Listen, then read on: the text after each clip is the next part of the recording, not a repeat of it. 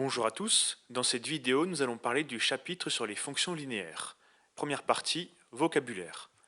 Une fonction f est dite linéaire s'il existe un nombre fixe a tel que f est égal à a fois x. Le nombre a s'appelle le coefficient ou le coefficient directeur de la fonction linéaire f. Par exemple, si f est la fonction linéaire de coefficient 4, cela signifie que son expression algébrique est f de x égale 4x. Si je veux calculer l'image de moins 2, il me suffit de remplacer x par moins 2. Ainsi, f de moins 2 est égal à 4 fois moins 2, ce qui fait moins 8. Si je veux calculer l'antécédent de 10, alors je cherche x tel que 4 fois x soit égal à 10. Il me suffit donc de résoudre l'équation. X est donc égal à 10 divisé par 4, ce qui fait 2,5. On peut donc dire que f de 2,5 est égal à 10 et que 2,5 est l'antécédent de 10.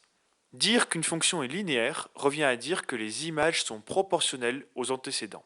Cela signifie que si je fais le tableau de valeurs d'une fonction linéaire, j'obtiendrai un tableau de proportionnalité.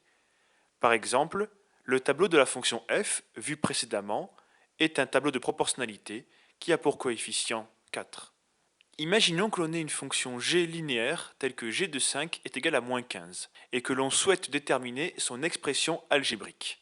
Comme g est linéaire, on sait qu'il existe un nombre a fixe tel que g de x est égal à ax. Cela signifie donc que g de 5 est égal à a fois 5.